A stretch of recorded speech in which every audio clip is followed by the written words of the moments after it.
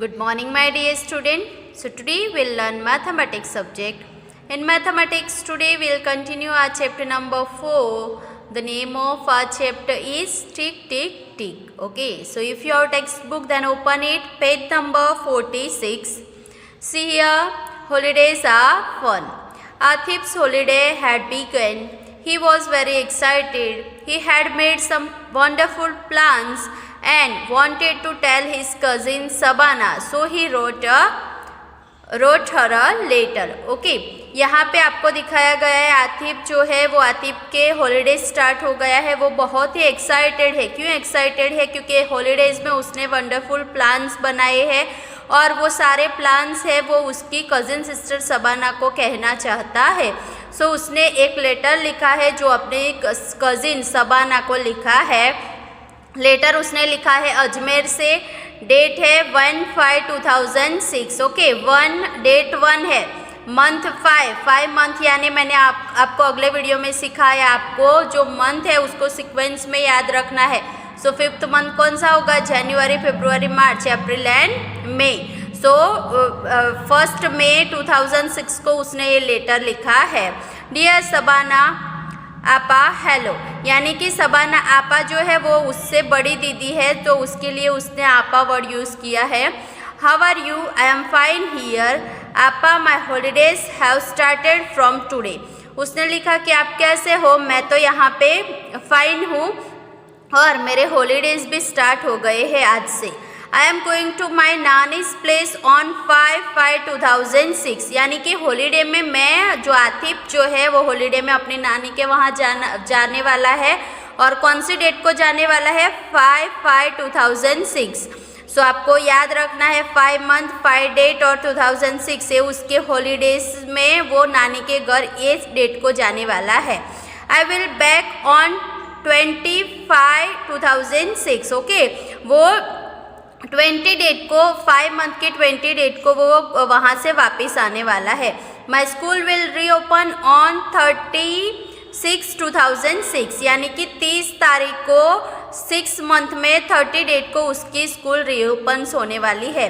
When does your school close, यानी कि आपकी स्कूल कब क्लोज होने वाली है। Why don't you come here, we will have a great fun, यानी कि क्यों आप यहाँ पे नहीं आए हो, आप यहाँ पे आओ, हम बहुत ही मज़ा करेंगे।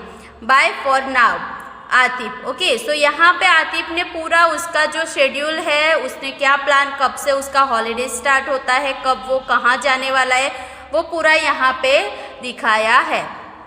Now see here, Sabana who stays in Nagpur got this letter on 6/5/2006। She wrote back to Atif, यानी उसको आतिफ ने लेटर लिखा था 1/5 को, उसने भेजा नागपुर सबाना को। तो सबाना को कब मिला? वो 6/5 को, उसको 5 मंथ की 6 डेट को उसको लेटर मिल गया। सो सबाना ने उसको वापस लेटर लिखा उसका आंसर देने के लिए। सबाना ने नागपुर से लेटर लिखा है। डेट यहाँ पे आपको दिखाई है 7/5/2006। 5th मंथ की 7 डेट को उसने लेटर लिखा है। Dear Atif hello, I am doing well here, I got your letter yesterday, मैं यहाँ पे ठीक हूँ और मुझे कल ही आपका लेटर मिला। Happy holidays, my school will close on 1 जून 2006, यानी सबाना बता रही है कि मेरी स्कूल कब क्लोज होने वाली है? 1 जून 2006 को। It will reopen on 10th August. Okay, 10th अगस्त को वो वापस ओपन होने वाली है। I will go on a school trip to Goa and will return on 7/6/2006, यानी कि छुट्टियों जब होगी हॉलीडेज में वो कहाँ जाने वाली है? गोवा, स्कूल ट्रिप में वो गोवा जाने वाली है। I will try to come to Ajmer after that, यानी कि गोवा से वापस आने के बाद वो आतिफ के वहाँ जाने की ट्राई करेगी। बाय, यहाँ पे उसने लिखा है सबाना। ओके, सो ये दो जो फॉर्मेट आपको यहाँ पे दिखाया है ये आपको याद रखना है। अगर आप आपके कज़िन सिस्टर या फ्रेंड्स को इस तरीके से कोई भी चीज़ का ऐसे छोटा लेटर लिख के उसको इन्फॉर्म कर सकते हो। अब यहाँ पे जो डेट दी है वो भी आपको याद रखनी है क्योंकि ये डेट में से हमें क्वेश्चन आंसर्स भी आगे लिखने हैं। Now Atif wrote his letter on 1/5/2006. You remember how we write a date in numbers. ये भी मैंने आपको वीडियो में सिखाया था कि ये जो डेट लिखी है वो नंबर्स में लिखी है और ये जो डेट है वो वर्ड में लिखी हुई है। सो आपको ये दोनों याद रखना है कि ये जो डेट है नंबर में है और ये नंबर में ही है, बट यहाँ पे देखो 1/5/2006 यानी 5th मंथ कौन सा है, मई। सो आप इस तरीके से भी उसको लिख सकते हो। Now page number 47, see here what is given. Now write which date this stands for. Okay, यहाँ पे आपको डेट दी है, उसको आपको इस तरीके से मंथ लिख के, सेम ही डेट होगी बट हमें मंथ है वो वर्ड में लिखना है। सो 5th May 2006। ओके, इस तरीके से। नाउ 25/2006 उसको हम वर्ड में किस तरीके से लिख सकते हैं। सो पहले डेट तो आपकी वही की वही रहेगी। अब 5, ओके, सो 5 मंथ कौन सा है, 5th मंथ कौन सा आता है, सो मई 28 मई 2006 इस तरीके से आपको लिखना है। नाउ 7/6/2006 तो डेट तो आपकी 7 ही रहेगी बट 6 जो है वो मंथ आपको लिखना है। 6th मंथ कौन सा होता है, जून। सो 7th जून 2006 इस तरीके से लिखोगे।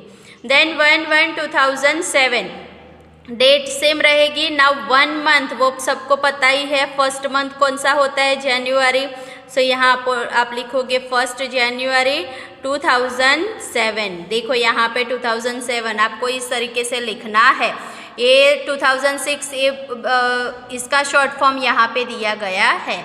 Now write this dates in numbers. यहाँ पे अब आपको वर्ड में दिया है, हमें उसका नंबर में लिखना है। 1 जून 2006, 1 जून 2006 जो है, सो 1 जून, जून कौन सा मंथ होता है वो आपको पहले फाइंड करना है। डेट पहले लिख देते हैं हम 1, अब जून हमने आगे देखा 6 मंथ होता है और 2006।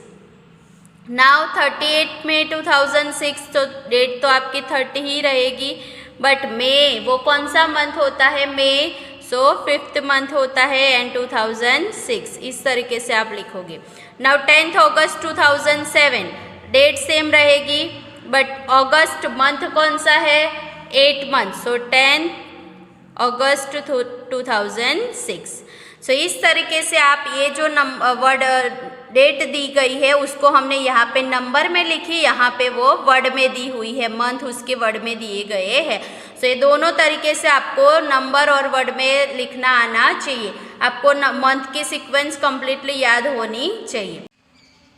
Now see student, here some question answer given. So let's solve our question answer. How long did it take the letter to reach from Ajmer to Nagpur?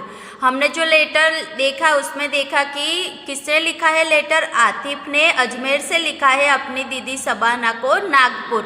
So letter Ajmer से नागपुर पहुंचने में कितने दिन हुए, सो यहाँ पे आपको लिखना है 5। किस तरीके से आया 5 आंसर, सो आतिफ ने लेटर लिखा है 1/5, ओके, 1 डेट को 5th मंथ की 1st डेट को उसने लेटर लिखा है और सबाना को वो मिला 5 मंथ की 6th डेट को वो मिला। सो आपको क्या करना है, 6 - 1 जो डेट है उसमें से जब मिला उसमें से जब लिखा था ये डेट आप माइनस कर दोगे, आपका आंसर आ जाएगा 5।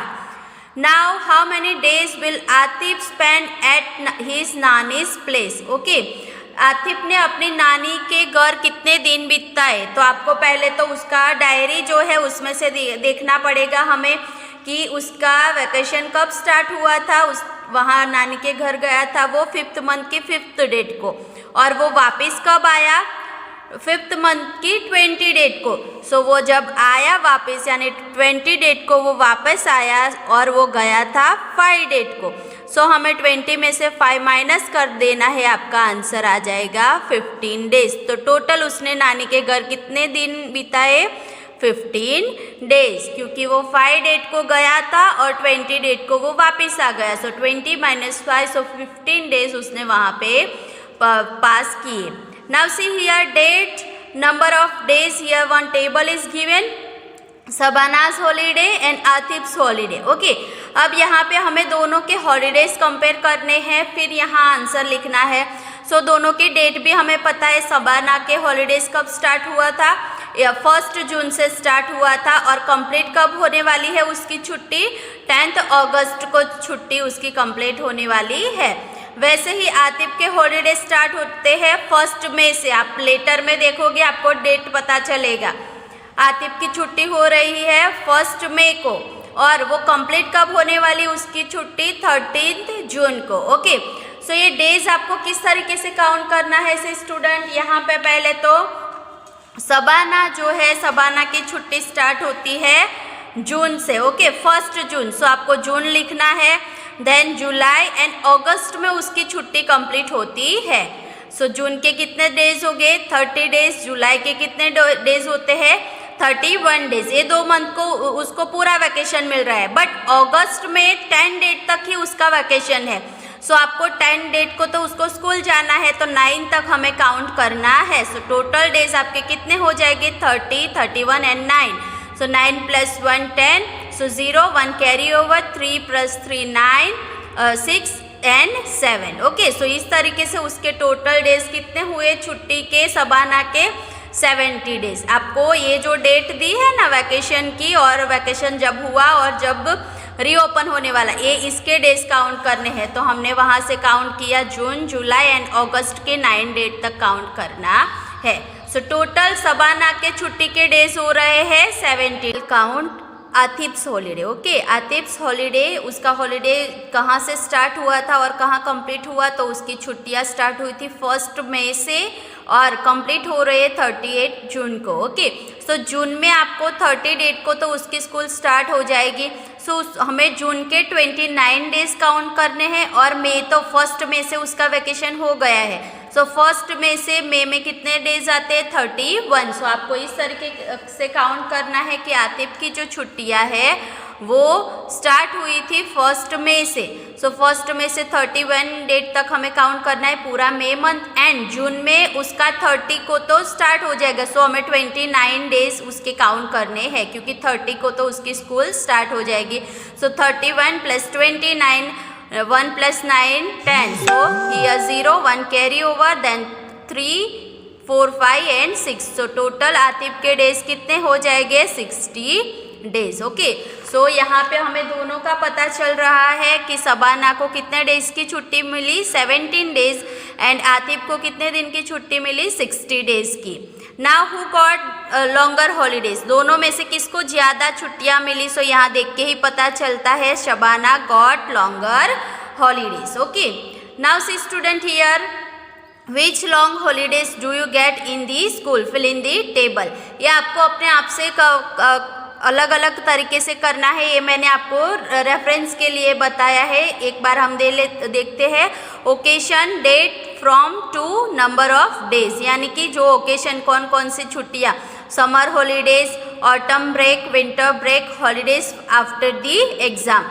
अब वो समर हॉलीडेज कहाँ से स्टार्ट हुआ और कहाँ कंप्लीट हुआ और टोटल डेज यहाँ उसके काउंट करने हैं। सो यहाँ पे मैंने लिखा है अप्रोक्सीमेटली टेबल बनाया है, जैसे कि समर हॉलीडेज होता है वो 1 जून से स्टार्ट होता है 2 जुलाई तक। ओके, सो 1 जून से 2 जुलाई तक के आपको डेज काउंट करने हैं, जैसे हमने शबाना और आतिफ का किया। मंथ आप लिखोगे जून, जुलाई, तो टोटल डेज आपके हो जाएंगे 32 डेज। देन ऑटम ब्रेक जो है वो 12 अक्टूबर से स्टार्ट हुआ था और 19 अक्टूबर को कंप्लीट हुआ। सो टोटल डेज उसके हुए 8। देन विंटर ब्रेक हमारा स्टार्ट हुआ 25 दिसंबर से 5 जनवरी तक वो कंप्लीट हुआ। सो ये जो बीच के दिन होते हैं वो आप मंथ के डेज आपको याद होगा तो ही आप ये फाइंड कर सकते हो। सो टोटल डेज आपके हुए 12। Holidays after the exam, exam होने के बाद जो हॉलीडेज मिलते हैं वो कितने दिन की छुट्टी मिली। सो वो स्टार्ट हुआ था 5 मार्च से और कंप्लीट हुई वो छुट्टियाँ 1 अप्रैल को। सो टोटल 28 डेज यहाँ पे हुई। सो इस तरीके से आपको अपने अलग तरीके से डेट चेंज करके भी आप ये टेबल बना सकते हो। अगर आप खुद से बनाओगे तो आपको ज़्यादा पता चलेगा आपको किस तरीके से काउंट करना है। मंथ के टोटल डेज आपको याद होने चाहिए, सिर्फ उसमें ऐड करते जाना है। Page number 48। On 15th May 2006 Chandran went to shop two by butter. Okay, 15 मई 2006 को चंद्रन जो है वो शॉप पे बटर लेने के लिए गया। He check the packet to see if this butter was safe to eat, यानी कि उसने जो पैकेट चेक किया इसीलिए कि क्या वो बटर खाने के लायक है कि वो उसकी डेट चली गई है, वो देखने के लिए उसने पैकिंग चेक किया। It was written on the packet best before 180 days from the date of packing. वहाँ पे ऊपर लिखा था, आप जो भी चीज़ लाते हो उसमें ऐसी इंस्ट्रक्शन लिखी हुई है, या तो मैन्युफैक्चर डेट और एक्सपायरी डेट लिखी होगी, जो देख के हमें पता चलता है कि ये डेट से ये डेट तक ही हम ये फूड या तो कोई भी चीज़ खा सकते हैं। सो वहाँ पे वो लिखा था कि ये बटर 180 डेज़ के पहले ही, पैकिंग की डेट से 180 डेज तक आप उसको यूज़ कर सकते हो। Now then he checked the the date of packing. It was 15/1/2006. उसके बाद उसने पैकिंग डेट चेक की। सो डेट कौन सी थी? 15/1/2006। 2006 ईयर 1 मंथ, फर्स्ट मंथ के 15 डेट को वो पैक हुआ था, तब से लेके 180 डेज तक आप वो बटर यूज़ कर सकते हो। सो यहाँ देख के हमें पता चलता है 1 यानी कौन सा मंथ हुआ? जनवरी। 15 जनवरी 2006 में वो बटर पैक हुआ था। Help him to find if he should buy this butter और नॉट। ओके, यानी कि यहाँ आपको क्वेश्चन दिए हैं जिसके आंसर आपको फाइंड करके बताना है कि ये बटर खरीदने लायक है कि नहीं। In which month was the butter packed? So कौन से मंथ में पैक्ड हुआ है? यहाँ मंथ आपको इजीली पता चल रहा है, जनवरी। Which month will it be 180 days after? 1/5/2006, यानी कि 15 जनवरी के बाद कौन सा मंथ होगा जिसमें 180 डेज कंप्लीट होंगे? सो वो मंथ होगा जुलाई। वो किस तरीके से यहाँ पे हम देखते हैं, देखो स्टूडेंट, यहाँ पे पैकिंग हुआ है जनवरी में 15 तक। ओके, सो 15 जनवरी से हमें जनवरी में टोटल कितने डेज होते हैं? 31 डेज। तो आप 15 से 31 डेज काउंट करोगे, क्योंकि 15 डेट तक आपको काउंट करना है। ओके, आगे के डेज लेने नहीं है। सो 15 से 31, सो 17 डेज हो गया। फेब्रुआरी में 28 डेज, क्योंकि लीप ईयर नहीं है। देन मार्च जो है, मार्च में 31 डेज, अप्रैल में 30, मई 31, जून 30। अब जुलाई जो है वो आपको लिखना तो है, बट ये काउंटिंग आपको कैसे करना है? पहले जनवरी के 17 डेज और फरवरी के 28 डेज, ये दोनों को काउंट करोगे, एडिशन करोगे, आपका आंसर आएगा 45। फिर उसमें आपको ऐड करना है 45 + 31, आंसर आएगा 76। प्लस आपको 30 डेज अप्रैल के काउंट ऐड करने हैं, आंसर आएगा 106। प्लस मई के 31 डेज ऐड करोगे, आंसर आएगा 137। Plus 30, so answer is 167। अब यहाँ पे आप प्लस 31 करोगे, जुलाई में 31 डेज होते हैं, जुलाई में 31 डेज होते हैं। सो आप 167 में 31 ऐड करोगे, सो आपका आंसर आ जाएगा 198। हमें तो कहाँ तक काउंट करना है? 180 डेज तक ही काउंट करना है। ओके, सो आपको क्या करना है? 180 में से 167 आप माइनस कर दोगे। ये जो लास्ट नंबर है वो आप 180 में से माइनस, क्यों 180 लिया? क्योंकि 180 डेज वहाँ दिए हैं कि 180 डेज तक ही आप यूज़ कर सकते हो। सो 180 माइनस 167 जून तक हमारा काउंट किया हुआ डेज है। सो माइनस किया, सो हमें आंसर मिला 13। सो जुलाई की 13 डेट तक ही वो पैकेट आप यूज़ कर सकते हो। पूरा जुलाई मंथ भी आप यूज़ नहीं कर सकते हो, क्योंकि वहाँ पे 198 डेज होता है, हमें 180 तक ही काउंट करना है। सो 180 में से हमने ये डेज माइनस किया, सो जुलाई के 13 डेज तक आप बटर का पैकेट यूज़ कर सकते हो। सो यहाँ पे आपको लिखना है कि 180 डेज उसका कंप्लीट होता है, उसके बाद कौन सा मंथ आएगा? सो यहाँ पे जुलाई जो है उसमें उसका 180 डेज कंप्लीट हो जाता है। Can Chandran eat it on 15 मई 2006? क्या 15 मई 2006 में वो बटर यूज़ कर सकता है? सो यस, क्योंकि यहाँ पे आप देख सकते हो मई जो है वो जुलाई से पहले आता है। ओके, सो एक्सपायर होने से पहले तो कोई भी मंथ में आप यूज़ कर सकते हो। Do you ever check the date of packing of thing you buy? यानी कि क्या आप जब कोई भी चीज़ या थिंग बाय करते हो तो आप इस तरीके से चेक करते हो? सो यस, मैं तो हर बार एक पैकिंग डेट और एक्सपायरी डेट देख के ही कोई भी चीज़ लेती हूँ। आपको भी ऐसे ही करना है। कोई भी थिंग है उसके ऊपर पैकिंग डेट और एक्सपायर डेट लिखी हुई है वो आपको देख के ही लेना है। एक्सपायरी जो डेट होती है उसके बाद अगर आप खाते हो वो फूड या थिंग तो वो आपकी हेल्थ के लिए भी गुड होता नहीं है। Have you seen medicines which have the expiry date written on them? It tells you which after which date it is unsafe to take the medicine. यानी कि जो एक्सपायरी डेट होती है उसके बाद अगर आप वो मेडिसिन लेते हो सो वो आपकी हेल्थ के लिए अनसेफ होता है। हर एक चीज़ में ऐसा ही होता है, एक्सपायरी डेट के बाद हम कोई भी चीज़ यूज़ कर सकते नहीं है। Now see here, now find out which are the other things that come with an expiry date. On a cup syrup it was written manufacture date 7/2003। Okay, 7 month है और 2003 ईयर दिया है। This show it was made in July 2003 में ये packed हुई है या बनी है। एक्सपायर डेट उसकी है 7/2005, यानी कि 7 मंथ में 2005 में ये सिरप जो है वो यहाँ पे आपको दिखाया है वो एक्सपायर्ड हो जाएगा। सो आप उसके बाद उसको यूज़ कर सकते नहीं हो। What month and year is written as 7/5?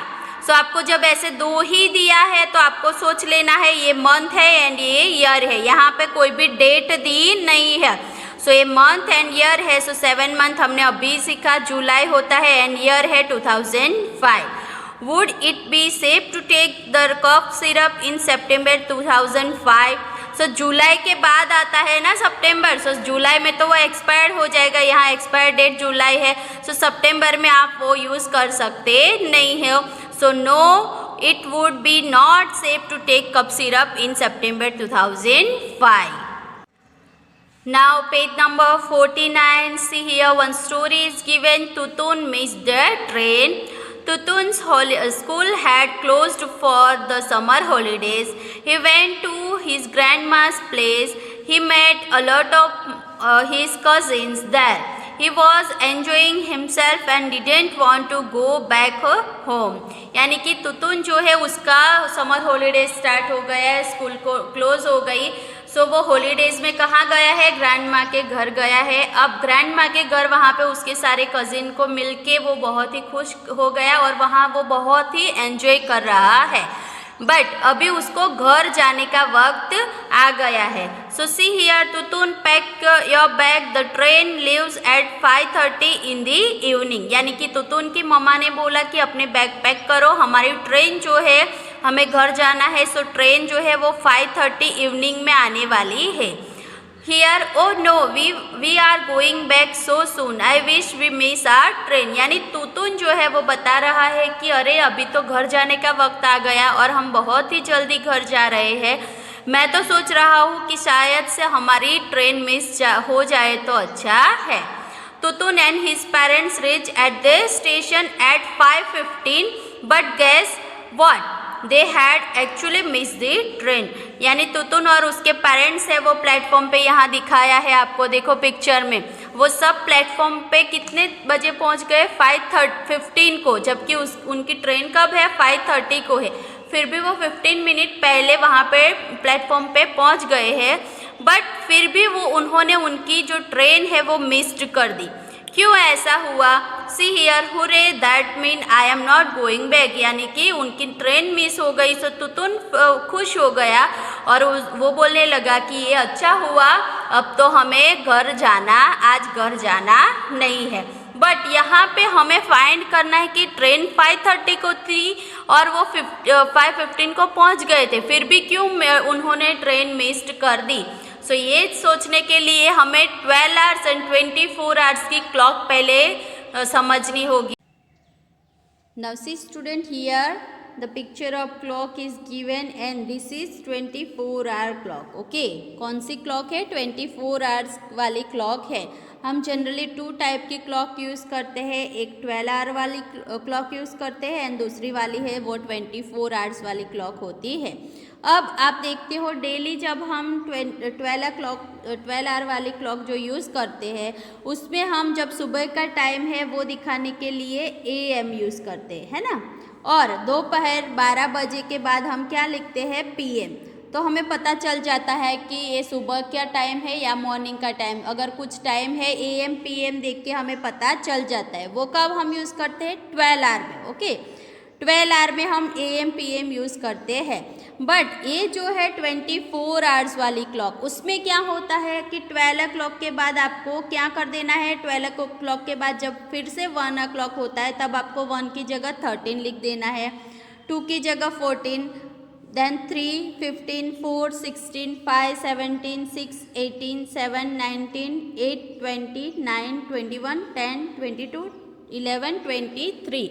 Okay, अब 12 o'clock जो है तब आपको 24 नहीं लिखना है, वहाँ पे 00 आपको लगाना है, क्योंकि 23 के बाद अगर 24 लिखते हो तो भी कुछ दिक्कत नहीं, बट यहाँ पे 00 से ही आपको दिखाया गया है और इस तरीके से ही 24 आवर्स वाली क्लॉक में लिखा गया होता है।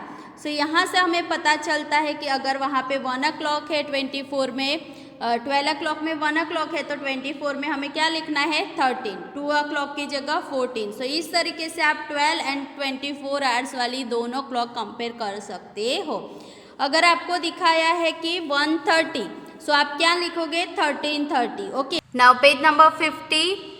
यहाँ पे तुतुन और उसके पेरेंट ने वो ट्रेन मिस कर दी, सो वो बहुत ही गुस्से और अपसेट हो गए हैं और वो टीटी से बात करने के लिए गए हैं। यहाँ पे डायलॉग दिया है, actually the train had left eight 5:30 in the morning. यहाँ पे रेलवे स्टेशन है, सो 5:30 होगा, सो वो मॉर्निंग ही होगा क्योंकि वहाँ पे 24 आवर्स वाली क्लॉक होती है। Tutun's parents were upset, they asked the station master, यानी कि उसके पेरेंट जो है वो अपसेट हो गए, उनकी ट्रेन मिस्ड हो गई इसीलिए, और वो टीटी से बात करने गए। अवर टिकट सेज 5:30, यानी कि पापा बोल रहे हैं कि हमारी टिकट में 5:30 का टाइम लिखा है, but sir this mean 5:30 in the morning, यानी टीटी बता रहा है कि 5:30 यानी कि मॉर्निंग में 5:30, वहाँ पे AM PM होता नहीं है, 24 आवर्स क्लॉक होती है इसीलिए। सो 5:30 लिखा था तो आपको मॉर्निंग में आना था। Oh yes, how could I forget that, यानी उसके पापा बोल रहे हैं अरे हाँ ये तो 24 आवर्स क्लॉक होती है, मैं कैसे वो भूल गया। The railway station will write 17:30 for 5:30 in the evening. समझ में आई बात? मैंने 24 आवर्स क्लॉक में बताया कि वहाँ पे अगर 5:30 इवनिंग होता तो वहाँ पे कौन सा टाइम लिखा होता? 17:30, बट 5:30 है तो उनको क्या सोचना था कि वो मॉर्निंग में ही होगी, बट वो तो 5:30 इवनिंग समझ के आए। इवनिंग होता तो वहाँ रेलवे स्टेशन पे 17:30 लिखा होता। Now see here, why? Because they use 24 hour clock, क्योंकि रेलवे स्टेशन पे क्या होता है जनरली यूज 24 आवर्स क्लॉक ही यूज़ करते हैं, 12 आवर्स वाली क्लॉक वहाँ पे यूज़ होती नहीं है। Now see here, look at this chart. It tells the difference between your watch and a 24 hours clock. Try to complete it. यानी कि यहाँ पे जो टेबल दिया है उसमें आपकी क्लॉक को देखना है और 24 आवर वाली क्लॉक को देखना है। अगर आपको ये समझ नहीं आ रहा है तो आप 1 to 12 पहले क्लॉक बना दो पेपर में और यहाँ पे 24 आवर्स वाली क्लॉक बना दो। वहाँ 12 के बाद आपको क्या करना है? डायरेक्ट 1 लिख दे, 12 के बाद 13 लिख देना है तो आपको आंसर इजीली मिल जाएगा। नाउ यहाँ पे time by your watch 12 hour clock. Okay, 12 hour clock का यहाँ टाइम, यहाँ हमें 24 आवर्स वाला लिखना है। सो 1 o'clock इन दी आफ्टरनून, मैंने बोला आफ्टरनून जब होगा PM होगा तो 12 आवर में आफ्टरनून PM हम लिख सकते हैं, बट जो 24 आवर्स है उसमें डायरेक्ट आपको लिख देना है 13 आप देखो तो आपको समझ जाना है कि वो दोपहर का ही टाइम होगा। Now 2 o'clock in the afternoon, afternoon में 2 o'clock है सो वहाँ पे 14 आवर्स हो जाएगा। Then 3 o'clock in the afternoon, afternoon 3 o'clock है तो वहाँ 14 के बाद आ जाएगा 15 आवर्स। ये 24 आवर्स क्लॉक है सो 15 hours. Now 3:30 in the afternoon, 3:30 afternoon है, आफ्टरनून मीन आपको 15 14 वाले नंबर पे ही जाना है। सो 15:30 hours. Now 6 o'clock in the evening है तो भी आप यही टाइम फॉलो करोगे, और 6 o'clock है तो वहाँ पे नंबर कौन सा होगा, 6 पे 18 hours. 9 o'clock in the evening है और 9 o'clock है तो 9 नंबर पे कौन सा नंबर होगा, वहाँ पे 21, सो 21 आवर्स।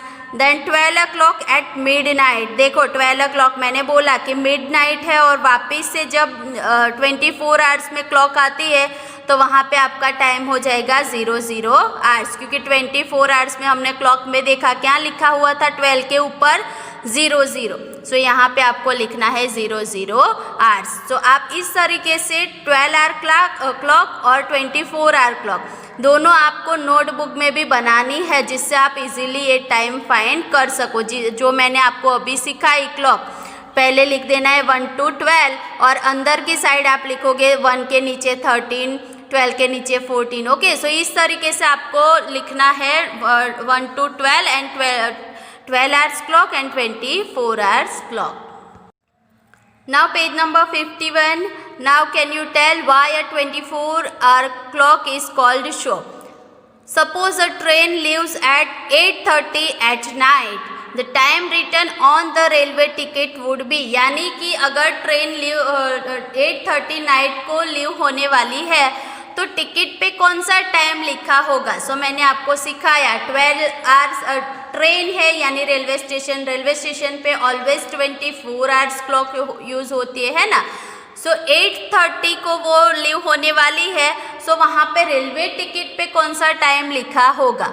सो आपको क्या करना है कि जो 12 o'clock होता है, 12 o'clock में आपको 8:30 ऐड कर देना है, क्योंकि 12 o'clock के बाद वो टाइम 13, 14, 15 इस तरीके से स्टार्ट होता है। तो आप इस तरीके से ऐड करोगे 12 + 8 13, सो यहाँ पे आपको आंसर मिलेगा 20:30। ओके, आप किस तरीके से लिखोगे, यहाँ पे देखो 12 o'clock एंड 8:30 है तो 8 आप यहाँ लिखोगे 8:30।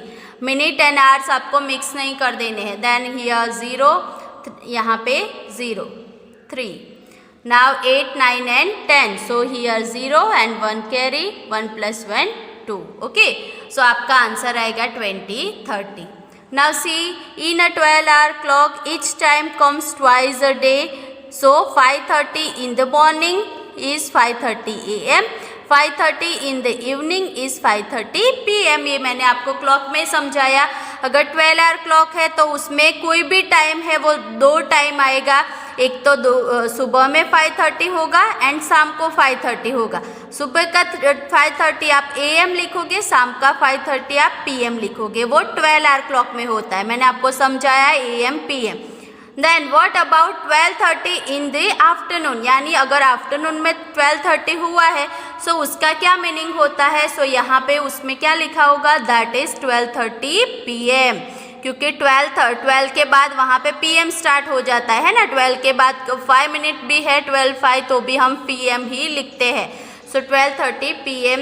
After 12 o'clock at noon we use PM till midnight, यानी कि दोपहर के 12 बजे के बाद नाइट तक हम क्या यूज़ करते हैं, PM यूज़ करते हैं।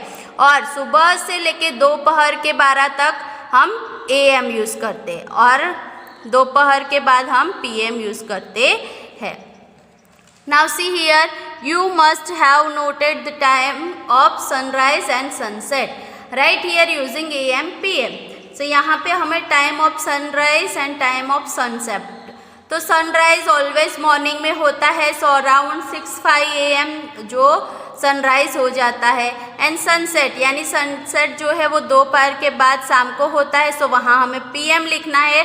टाइम अप्रोक्सीमेटली 7 o'clock तो होता ही है, 7 o'clock PM। सो आपको यहाँ डिफरेंस सिर्फ AM PM का पता होना चाहिए। सुबह में आपको AM लिखना है, दोपहर के बाद आप PM यूज़ करोगे। Now see here where you have seen a 24 hours clock being used, यानी कि आपने कहाँ कहाँ देखा है कि जहाँ 24 hours वाली क्लॉक यूज़ होती है। सो रेलवे स्टेशन जो है वहाँ पे वो यूज़ होती है, एयरपोर्ट्स पे 24 hours क्लॉक यूज़ होती है, एंड मिलिट्री जो होती है वहाँ पे भी वो लोग 24 hours वाली ही क्लॉक यूज़ करते हैं। सो ये 3 तो मैंने लिखे, अगर और भी आप यहाँ लिखना चाहते हो, आपने कहीं देखी है तो यहाँ पे आप लिख सकते हो। सो आपको ये देख के क्लॉक का टाइम देख के एक तो 12 आवर वाली क्लॉक बराबर देखना आनी चाहिए और 24 आवर वाली क्लॉक भी समझना आनी चाहिए।